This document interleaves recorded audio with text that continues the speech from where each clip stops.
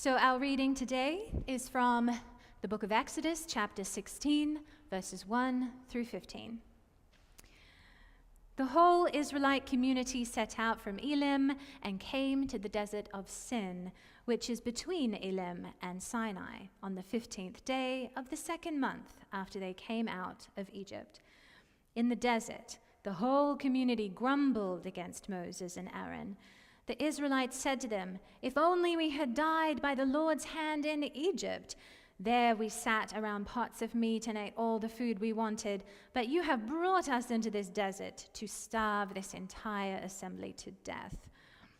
Then the Lord said to Moses, "I will rain down bread from heaven for you. The people are to go out each day and gather enough for that day. In this way I will test them and see whether they will follow my instructions. On the 6th day they are to prepare what they bring in, and that is to be twice as much as they gather on the other days." So Moses and Aaron said to all the Israelites, "In the evening you will know that it was the Lord who brought you out of Egypt, and in the morning you will see the glory of the Lord, because he has heard your grumbling against him. Who are we that you should grumble against us?" Moses also said, "You will know that it was the Lord when he gives you meat to eat in the evening and all the bread you want in the morning, because he has heard your grumbling against him. Who are we? You are not grumbling against us, but against the Lord." Then Moses told Aaron, "Say to the entire Israelite community, 'Come before the Lord, for he has heard your grumbling.'" While Aaron was speaking to the whole Israelite community, they looked towards the desert, and there was the glory of the Lord appearing in the cloud. The Lord said to Moses, "I have heard the grumbling of the Israelites.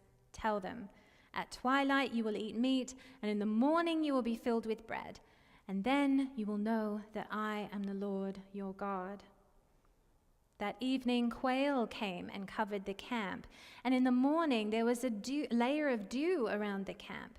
And when the dew was gone, thin flakes like frost on the ground appeared on the desert floor. When the Israelites saw it, they said to each other, "What is it?" For they did not know what it was. And Moses said to them, "It is the bread the Lord has given you to eat." May God bless the hearing and the living of this word.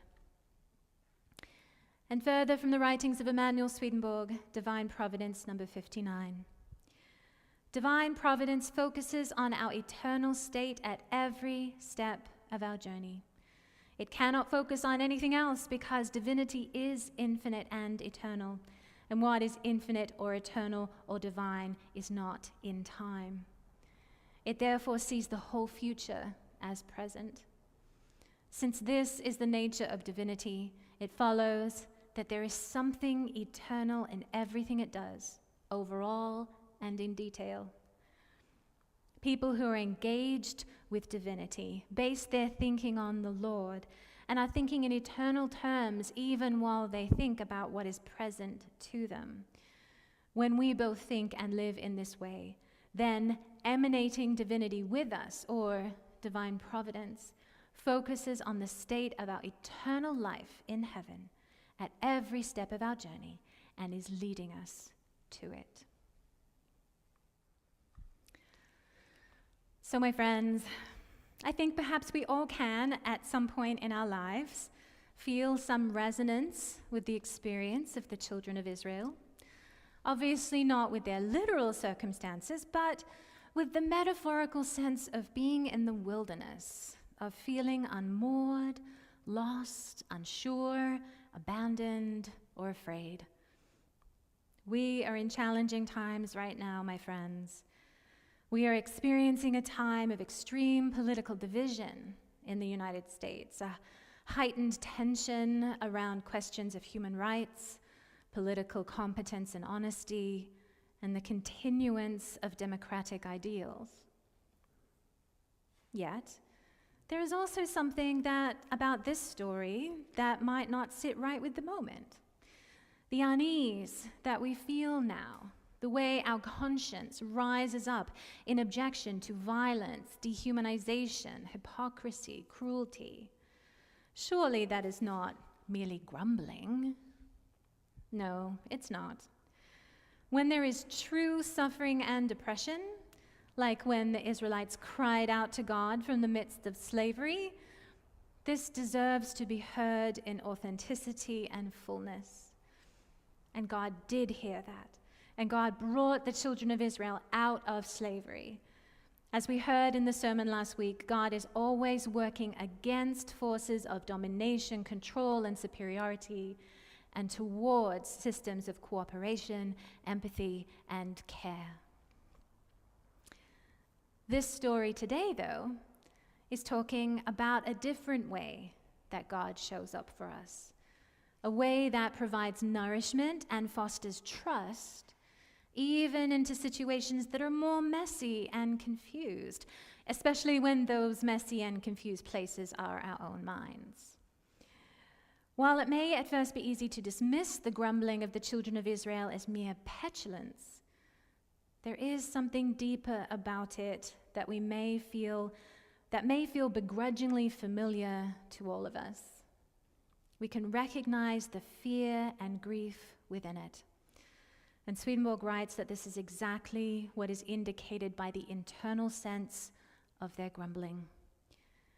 And so we are challenged to ask ourselves, how are we processing our own feelings of fear and grief right now?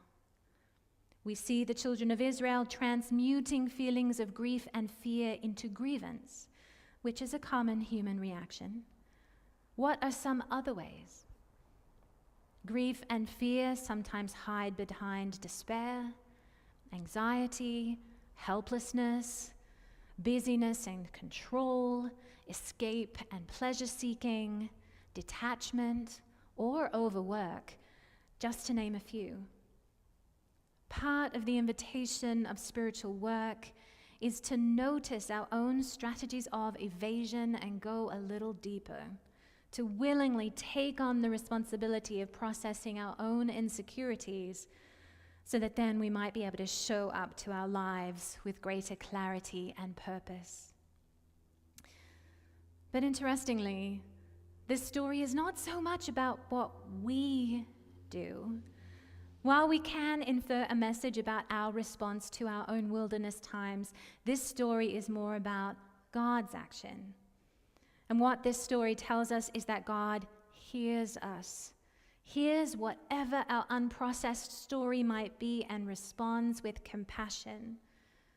We don't have to be a fully actualized person before God will hear our prayers. God sees who we are and sees what is below the surface and responds in a way that will help us take whatever next steps we need to take into fuller understanding. God stepped up into the experience of the Israelites in our story and provided for them the most basic of securities, nourishment for the day. Many interpretations of this story talk about trust. The fact that the manna could not be hoarded, could not be kept beyond one day except for the Sabbath, meant that the Israelites had to trust that it would be there every morning. They were being invited to salve their fear and grief and worry with the knowledge that God would show up for them consistently, that God was steadfast.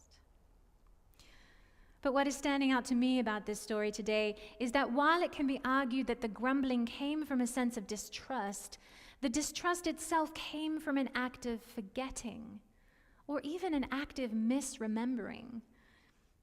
As the Israelites experienced hunger in the wilderness, they cast their minds back to their time in Egypt and remembered the food available to them there. They yearned for their full bellies in that time, conveniently forgetting that the cost of that food was unrelenting labor. They yearned for the simplicity of knowing that food would be on the table, conveniently forgetting that the cost of that food was their lack of autonomy.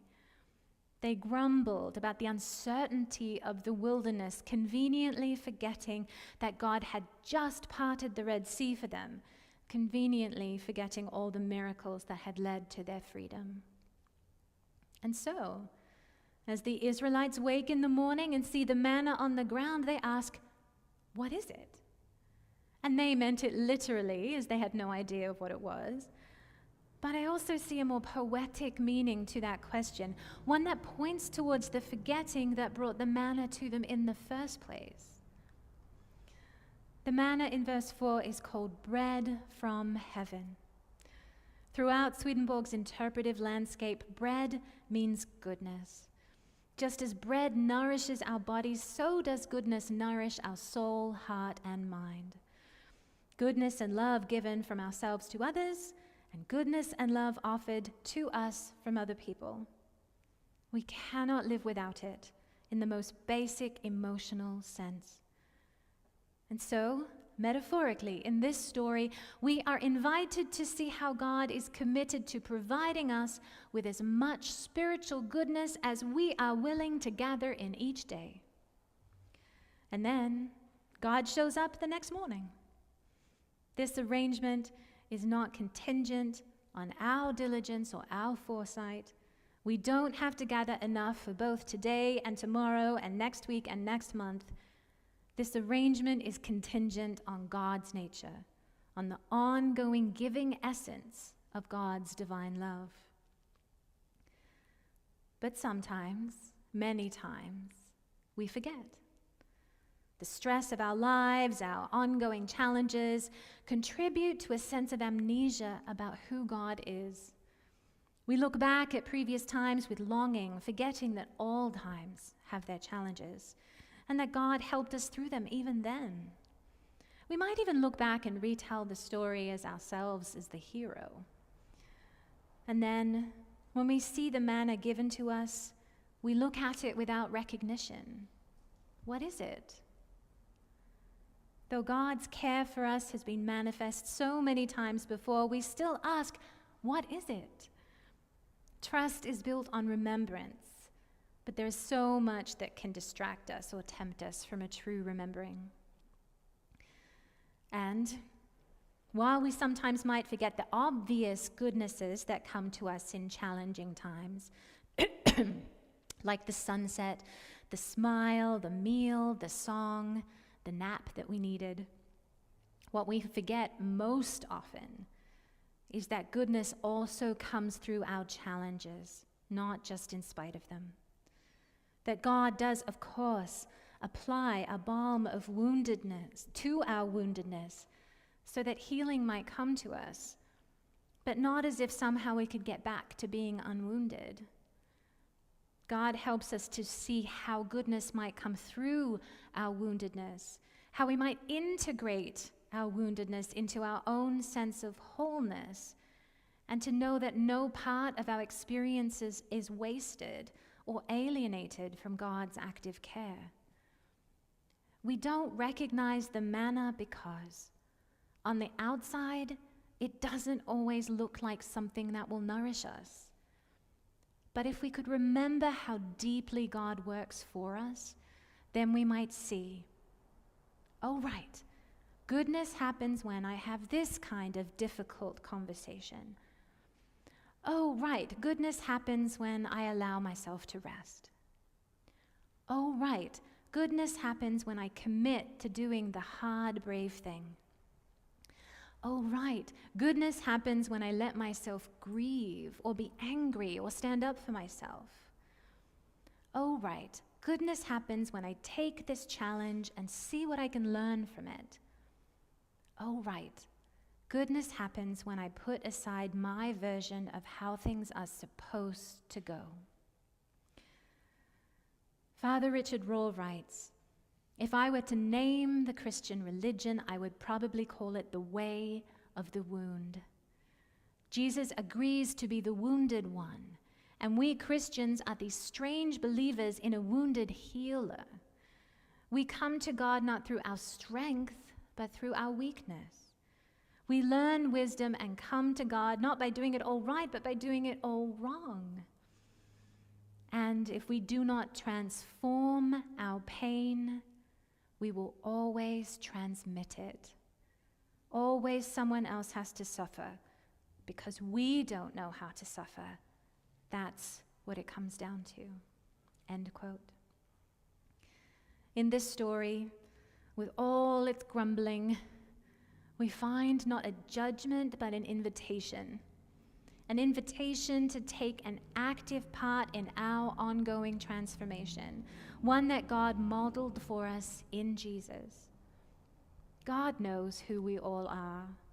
God knows our forgetful natures, our selective memories, our desire to feel that we have some control. As we grumble, or whatever it is that we do to avoid our grief and fear, God knows that it can be a stepping stone into lament, that lament can be a stepping stone into surrender. Surrender can be a stepping stone into trust, and that trust can be a stepping stone into loving and wise action. We are given a gentle reminder. What is it? Oh, right, I've seen this before. I've seen that, and I quote, "In everything that it does, the Lord's divine providence is focusing on what is infinite and eternal." Amen.